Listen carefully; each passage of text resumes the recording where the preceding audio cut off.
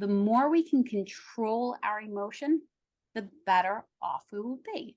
So when we have these outbursts of rage, it quite literally projects into our future to keep sorting for more rage.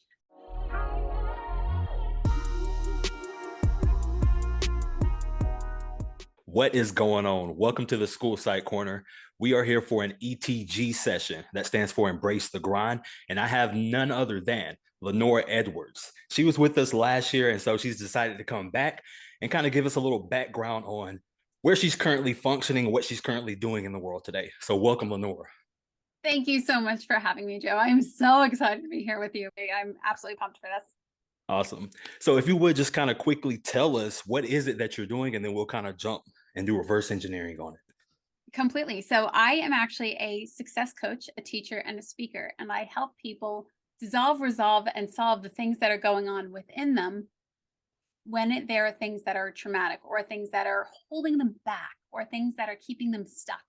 And I help them work through that, but so that they can move forward in their life. So sometimes when you want to embrace the grind, you are so stuck in these old habits of thought, these old ways of thinking. I'm not good enough. I'm not worthy enough. This happened to me. That happened to me. And kind of where you're really stuck in that comfort zone. And even though you want to jump out of it, you quite literally can't because your body, your subconscious is holding you down. So I help people clear away that junk, move it out.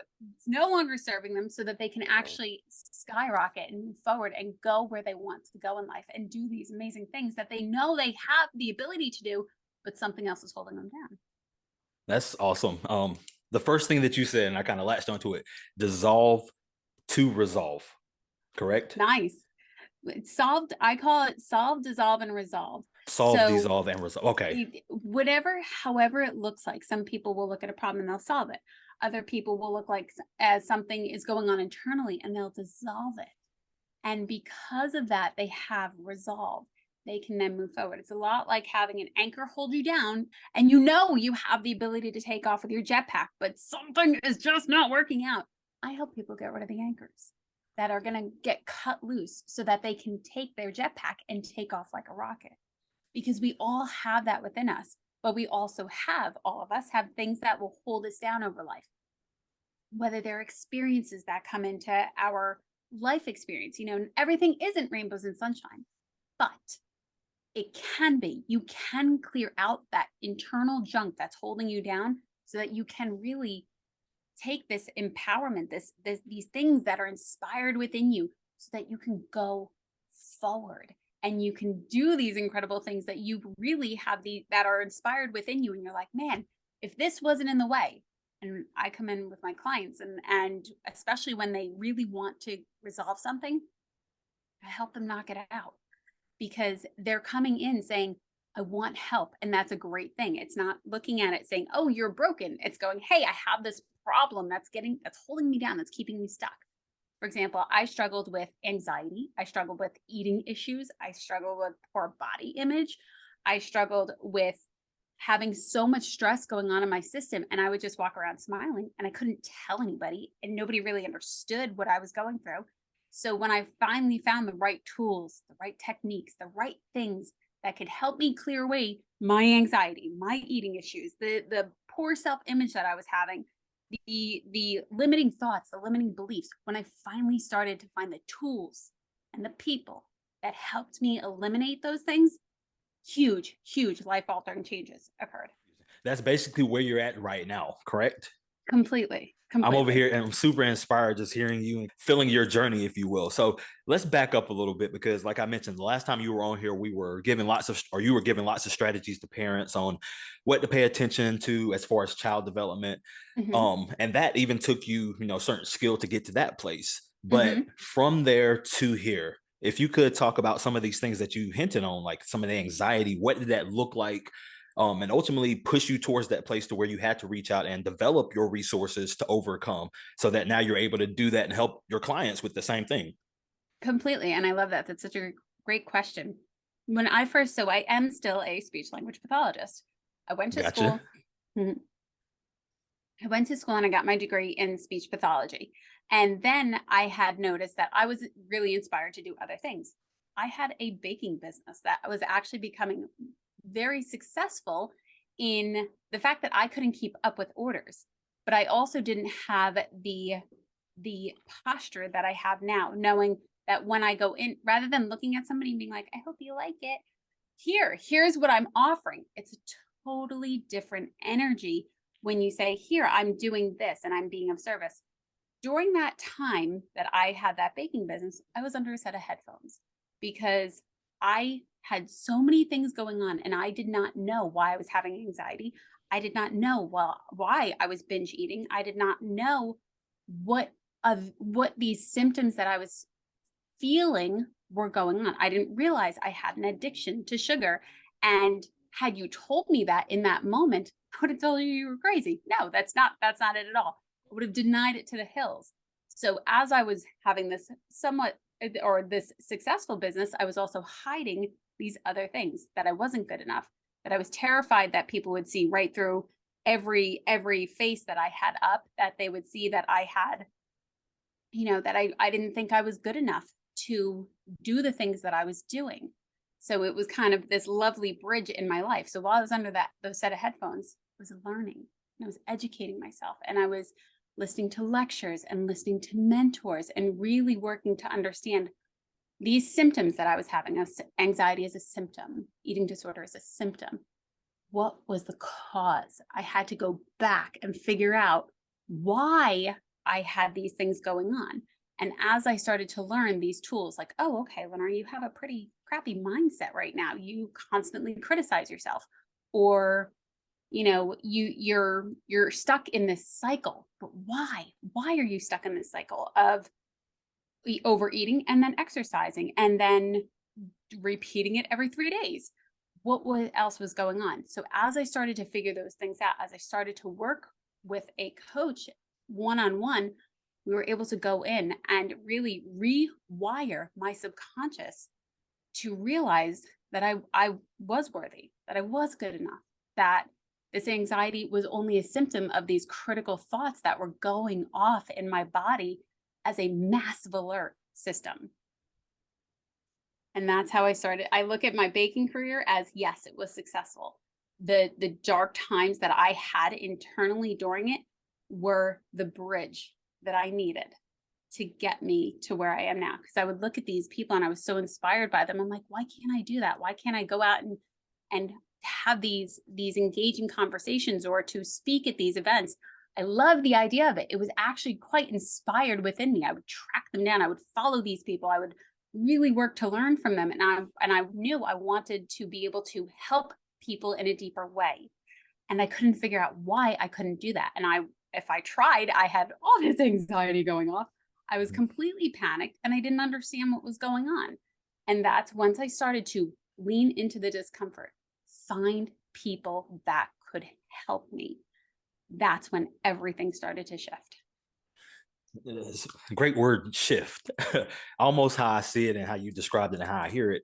You shifted into alignment to where now things made sense up here, and it matches what you want to do, to where, like you said, that anxiety, it somewhat dissolved itself. You actually had a deeper meaning that wasn't, held back, like you said, that anchor. And so you're able to move forward and actually shine, continue to do these things and be in alignment with what you're thinking. Completely. So if you listen to your heart and you say, I am worthy and I am deserving, I am enough, and your heart says that, you can feel that when you focus in on your heart, you feel, I am worthy, I am good enough. My brain would go, nope. And it would have a completely different response. And you have these conversations internally that are going off, and you're like, no, you're an idiot. No, you're this, you're that. And you're really quite judgmental of yourself. That's a disconnect. That's a misalignment. That is quite literally your nervous system going off saying, hey, something isn't matching here. And you can't match and get you where you want to go when there's such a mismatch. You're having this ongoing battle that's keeping you stuck in this loop. And I was telling my wife, I believe this morning or something, I found myself in that moment to where I think it was like pushing a workout a few minutes or doing it right then, to where it's like, all right, I'm gonna wait until the kids get up, and knowing that's not the best time for it. But I was kind of going through some of those things, like, should I do this? Should I not? What do you consider like that extreme anxiety or whatever that feeling may be, to where it's like, all right, this is enough. I think I need to actually get help with it, as opposed to just what I would consider just normal thinking throughout the day, to where you're contemplating certain things. Completely. And I agree. There is definitely a normal thinking. And people will often look at me at this point saying, like, oh, you're so happy all the time. You're so rose-colored glasses and everything's just great. And it's like, it's not that it's great all the time. I have tools and I know that I have tools and I know how to implement them consistently. So when it comes to how did I know I needed more help? I knew for sure I was trying a lot. I was doing a lot of things. I was looking things up on YouTube. I was reading books, but I knew I needed more help when the cycle did not end for a number of years. And when I kept seeing, all right, I'm doing a lot of stuff, but I'm still experiencing this anxiety. I'm still experiencing this addiction to sugar that to the point of was nearly controlling my entire life.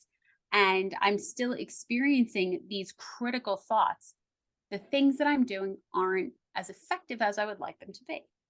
I can do two things. I can stand there and continue to tolerate that, or I can say, nope, I need more help. And I used to think of it very, I'll do it myself. I'll figure it out myself. And very harsh in the, I'm on my own. I'm in the grind. I'm in the struggle. And then I realized that I'm not the only person on the planet, that I'm not here by myself for a reason. And that asking for help is also asking for help outside of yourself is a tool to say, I need some assistance. Things aren't going as well. I'm missing something. Can you help me? And the great thing is that success leaves clues. So other people have experienced struggles. Other people have gotten to where you wanted to be at some point in your life, and you're not there. So they're leaving a clue. What are they doing that I'm not doing? They must know something that I don't know. And I used to think, I'm stupid. It must be I'm stupid. I'm stupid. And that was a really big thought that would go off in my head. I also grew up with a tagline of I was considered learning disabled. And I couldn't learn in certain ways. So that really was a strong thought process in my head until I started to realize, you know what? Maybe I'm not. Maybe, just maybe, there's some things I don't know. And maybe there's other teachers out there that can explain it to me in a different way. And finding that A, I'm not stupid, and B, other teachers teach differently for a reason.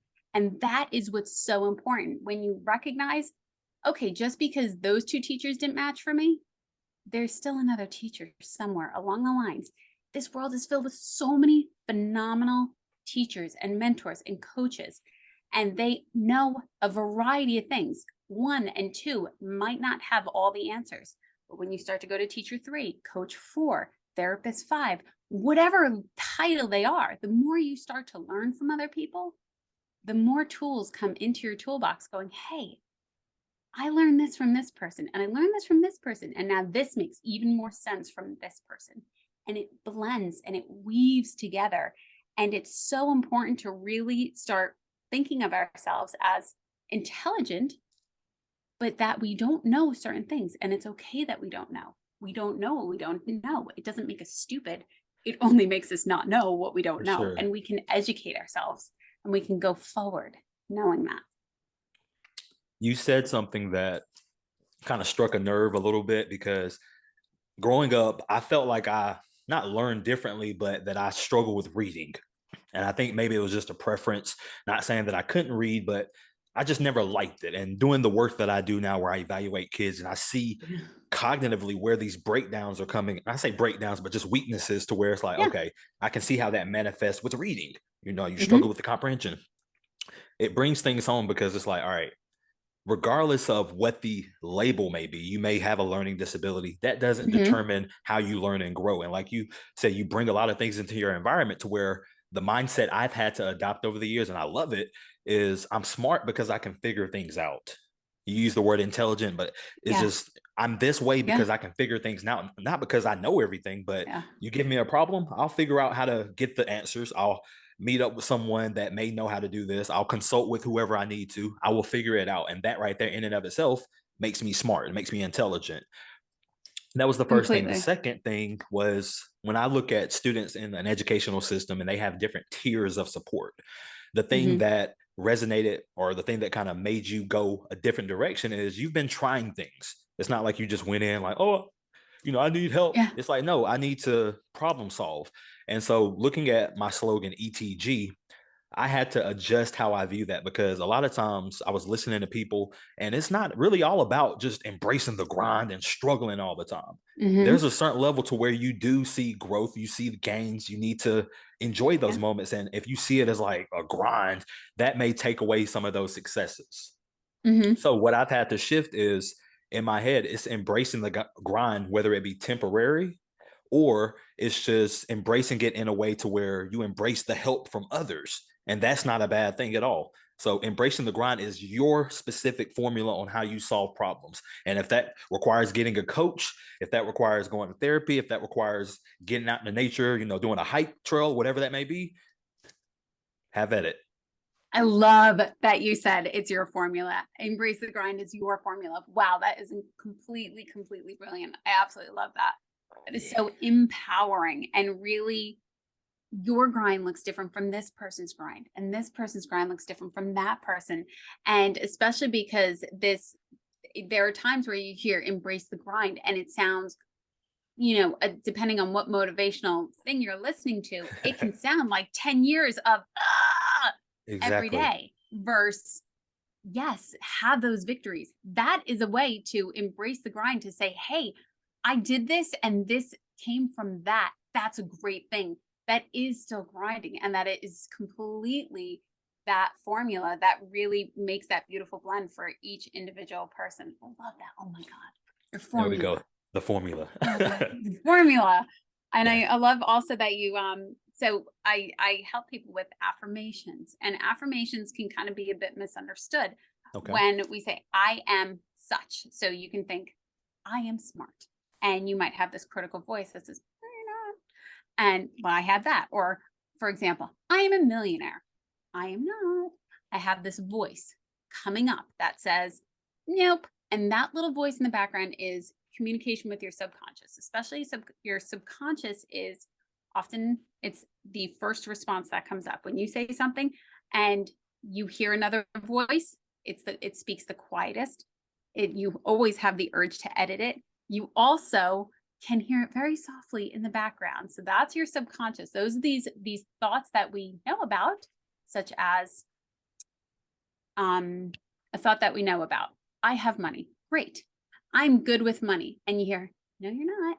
That little backdrop of no, you're not, that's your subconscious. So those, we have thoughts that we know about and thoughts that we don't know about. So that's a variety between the conscious and the subconscious. But when it comes to affirmations, I am smart. What you said is, I am smart because I know how to solve problems. I am smart because I know how to execute this. When you add the word because, what you're actually doing is you're reinforcing to your mind and body that this is true. And also, we have another form of, my teacher likes to call them questioning affirmations. And we ask our mind a question. And one would be, how do I know the ways that I'm smart? Or how might I be able to see the intelligent decisions that I make today? When we ask a how or a why question, or when we ask our brain a question, we are designed to produce an answer. So, what are the ways that I know that I'm smart? I'm smart because, and you look for evidence. So, if you think of Google, you type in a question and it generates a ton of answers. They got that from us. We ask our brain a question. We are designed to produce an answer. And if you're coming up with an I don't know, a great solution is add the word might. So, how do you solve this problem? I don't know. How might I solve this problem? You just took a very tunnel vision of how do I solve this problem? And you go, I don't know, to how might I solve this problem? And you blew off the doors and you opened any possibility, which will then result in your brain coming in with different suggestions as to why or how you might solve this problem. So when you can flip it that way, yep, go for it. Yeah, quick moment, just because that really sounds like my oldest daughter. I'm at this stage now, and I despise it. I'm gonna be honest. I despise it as a parent when she's, I don't know, and I have to Oh check yeah. myself continuously because it's like, figure it out. Now, if I were to use this flip of language, Hmm. kind of how you're talking about, how might you Hmm. suggest I present something to her that, gives her information as opposed to that shutdown? I don't know. Maybe, what do you want to eat, or what Hmm. shoes would you like to wear? If I Hmm. rephrase it kind of how you said, how might that sound? Hmm. What shoes do you want to wear? What shoes might you want to wear today? What do you want to eat today? What might you want to eat today? And just that little flip versus what might I want to eat? Adding that tiny 5-letter word is adding a huge array of possibility. And I work with students and I do still get a might. Or I still get an I don't know in some cases. But the I don't know. Okay, well if you did know, what might it be? What do you want? What do you want to eat? I don't know. What might you want to eat? I don't know. If you did know, if you did, what might you say? And adding it and keep questioning them back. So that way they don't have an I don't know response. And you retake their phrase and you flip it back to them. Especially because when you say, I don't know, you go, oh, you don't know. But if you did know, what might it be? When you take that information, you're now echoing them.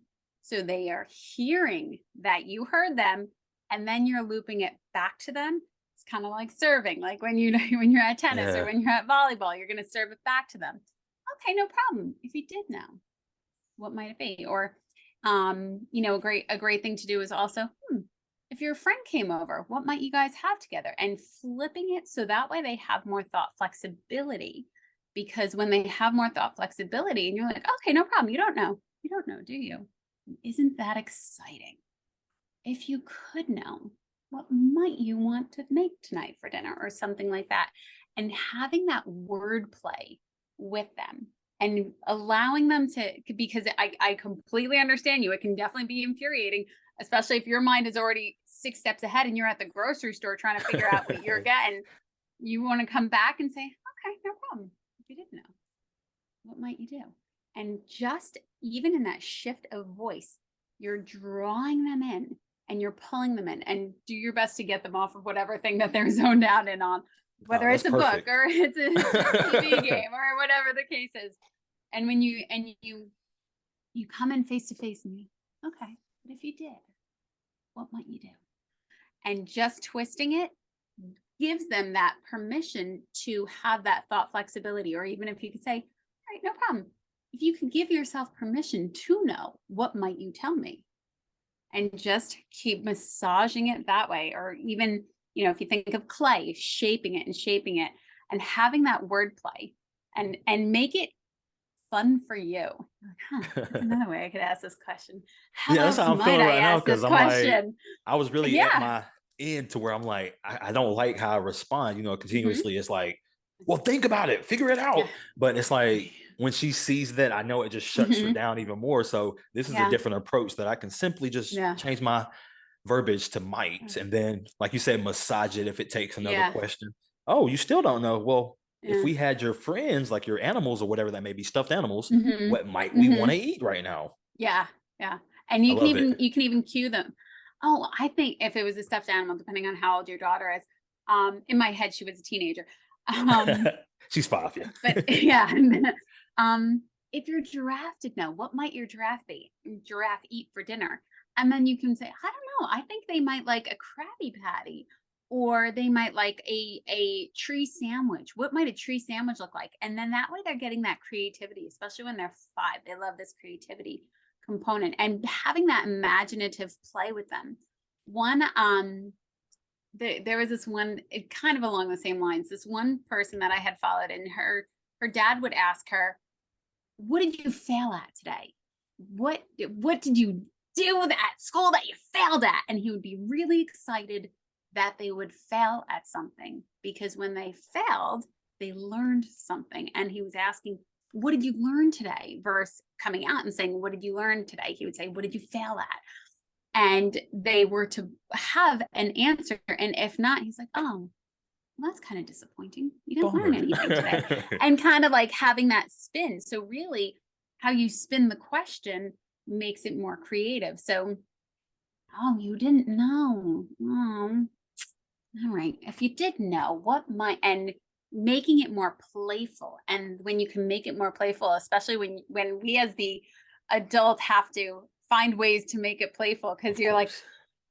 all right, fine, if you don't want an answer. Okay. And then you have to pause and redirect yourself. And I learned this along the way. Pause and pivot, where you can have that moment of frustration. Oh my God. Or you can take a breath. You can pause and you can pivot to someplace new and allow yourself those 5 minutes. So you can get frustrated and be frustrated for the next hour or two, or you can allow yourself that says, okay, I'm going to give myself 5 minutes and I'm going to make this really fun. And when you can change that, when you can pivot and say, I could do this, I could be upset, or I can do this, and I can give myself 5 minutes and make this fun. You will quite literally give yourself permission, especially to your little one. Their system is going to wire to yours. You're the authority. So when you are able to manage your emotional state and say, all right, I'm going to give myself permission to make it fun. And I'm going to sit on the floor and we're going to figure out what we're going to have for dinner. And allow yourself to go into a fun state, go into a creative, a playful state. You feel differently in your body. You get creative chemical hormonal balances flowing and growing differently.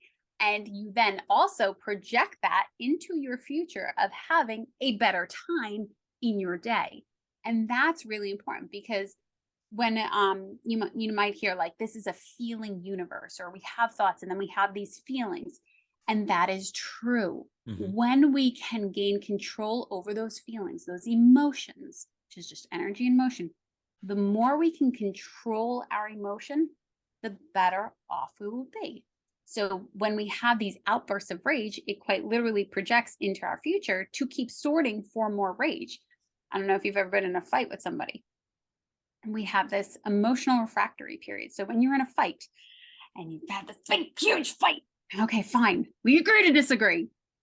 In the next number of minutes, your brain is still sorting for the things that will aggravate you about this person, which is why their breathing drives you nuts all of a sudden. Like, really? You had to sigh that loudly. It's because these emotional states that we have momentum, and our body and our brain are quite literally sorting to maintain that emotional state. We have to work to calm that emotional state. So now when you have something playful, this is why, especially when we go to Disney, or when we go to, when we go to these places that are more fun, the more fun we're having, the more fun we have. The better it gets, the better it gets. The worse it gets, the worse it gets. It's because there's momentum.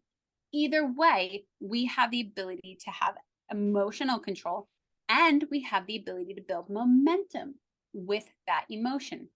When you pause and you pivot, you get to choose. I can be angry, and I can slam a door, and I can basically ruin my entire day because I let this emotion drive me into anger, or into rage, or into less than positive, whatever it may be. Or I can say, okay, let me take a breath. Let me regulate my nervous system, get oxygen flowing, do feel better in those few minutes, and make it more playful. And I will now get momentum going over here. The more fun I can generate within me, the more fun will vibrate out from me, and the more fun I will have going into my day, into my future. That is how we gain a control over our day. We control our emotions.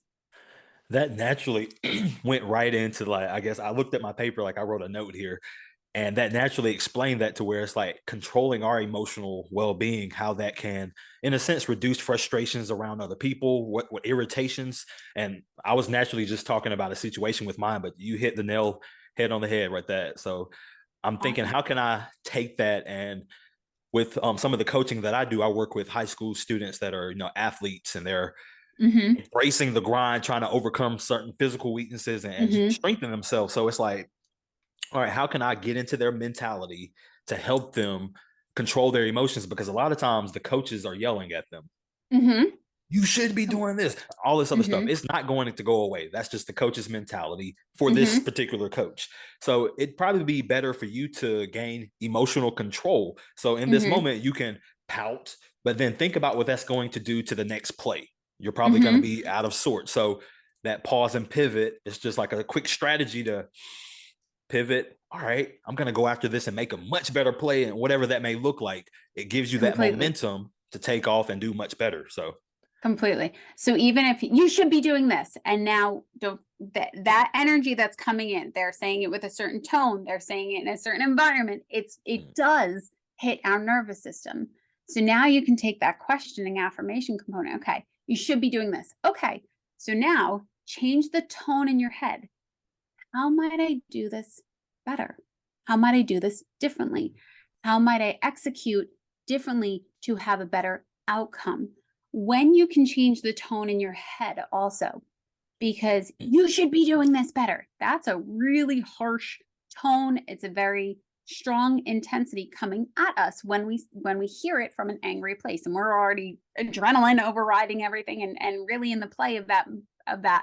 But when you can take that and say, okay, I'm going to receive it like the football. I'm going to receive it like the catch. How can I play this to my advantage? What can I do? What can I apply? What can I learn? And recognize that they're in the heat of the moment completely. It's not an excuse, but it's understandable. They're a coach. They've got a lot going on right now. mhm. How can I take this piece of advice that they just gave me? You should be doing this better. Okay. How might I do this better?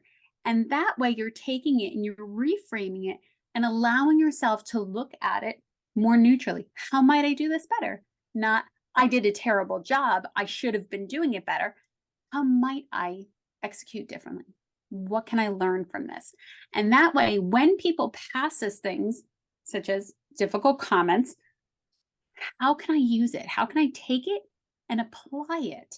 That's a receiving it versus that there's a difference between receiving and executing and receiving and storing. I can store it and say, "Oh man, I'm a pretty bad player." That ugh. And I can hold on to that. He said this about me. True. But how do you want to keep that or do you want to apply it? Do you want to learn from it? Do you want to execute on it and use it for your momentum in the grind? Because the things come at us all the time, especially when we're grinding hard. How can I use it? And understand that it's information that we can use. Sometimes it might be information that's not super helpful. Sometimes it's information that we can say, okay, how can I get this to be helpful? Or it's not that helpful. I'm going to dismiss it and I'm going to toss it out the back. It always is a possibility as to which way you would like to use it. Love that Yeah. you pointed out that you work with students, especially when they spend teenagers coming up. They got Well, a whole bunch of chemicals. It's fun. this is a new establishment, so it's like seeing what I guess these teens are like outside of the school setting. Because when you're in school, you think as if you're in school, but when we see you on the athletic field or outside of that, setting, we see a different side of you, or at least I do. I get to see the things that you're frustrated by that you may not be able to Mhm. demonstrate in school. So that's just a more real picture of where your struggles are at. So Right. all of this is very relevant. So that's something new that I've been working on here recently. So it's exciting. Completely. That is really exciting because you do get to see them in a completely different way. We're different and we have different masks wherever we go. You know, the mask that I wear at church versus the mask that I wear on hanging out with my family on a Friday night eating pizza is different than the mask that I'm wearing as a teacher. That's very, very normal. So they're going from student to mask to athlete mask. And they're going Mhm. to show you different things. They're going to show you how they shine in different ways, or they're also going to show you how they act in different ways, especially because now you're in a group and you're wanting to be in the group, but you're also wanting to excel and you're also, you got a lot going on from that standpoint. And, just the things that we didn't think about when we were on teams when we were in high school. Very true. Yeah. What sports did you play, or did you? I wasn't very athletic. I ended up becoming a swim instructor and I started babysitting very, very early on because I did not receive competition well. I had a very bad mindset and I Hey, was like, oh, I'm not good enough. And I would just keep myself out of it. I did really well at having a job. Well, that's how we live and grow because, like I said, I had Yeah. some of those same mindsets that limited me, but I can go back and stew in that, or I can pause and think Yeah. about how can I inspire the next generation so that, they have exposure to affirmations that help build them a lot sooner than I did. Completely. So that's Completely. really the connection. Yeah, I love that. I think it was Les Brown, and I love Yeah. listening to Les Brown. He's phenomenal. He I believe it was him. He said, if you don't learn to contain and control your emotions, they will use you. And I found that to be very true. If you don't know that you're angry and you don't have any desire to control that anger, anything can set you off. And that's really, especially when you go from 0 to 60, when you don't work to control that, what also happens is that it builds momentum. So, did you ever get cut off in traffic? Oh, of course. Yeah. Do you Yeah. remember when you first started driving? So, when you first started driving, 16 years old, I started driving and I first got cut off and I was like, and you freak out, oh my God, I didn't do that. I'm so sorry. Now, in my 30s, I get cut off in traffic and it's not the same response. How could he cut me off? What happened is now I have emotions that have stacked on itself. So it's not just that one time that I got cut off in my 30s. It is now all the times that I've been cut Hmm. off between the time that I'm 18 and in my 30s. That emotion, if I don't contain it, will continue to build on top of itself. And that's how we start going 0 to 60. That's how we go 0 to 90. When we don't practice this, okay, do I really need to be upset that this person cut me off, or it's fine, whatever, moving on. And when I don't practice that emotional control, my emotions can use me. So that's why it's very important that we work to understand our emotions, but also work to control them and not dismiss them. There are times where it's very appropriate to be angry. There's times where it's also when you can't control it, to seek help. Mm. That's absolutely, absolutely important because especially when you go, this isn't the person I want to be. How can I help myself? That is a completely empowering statement that says, okay, what else can I do to help myself if I can't do this by myself?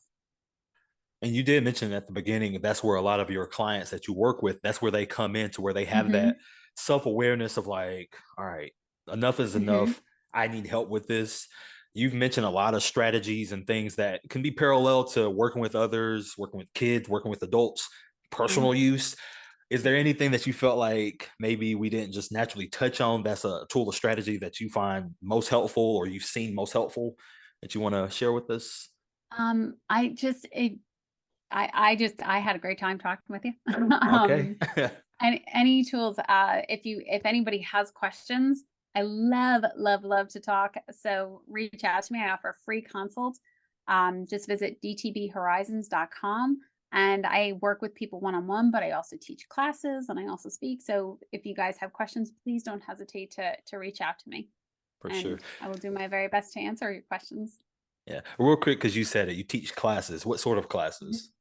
So I teach classes online to help people better understand their emotions, Okay. but also how to gain control. So, yeah, have you ever heard of power posture? I think it is, or Yeah, the Superman, power movements. Yeah. Grey's Anatomy. So Yep. there you go.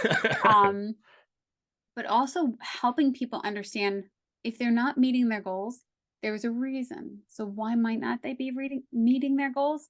And how can they meet their goals if they want to?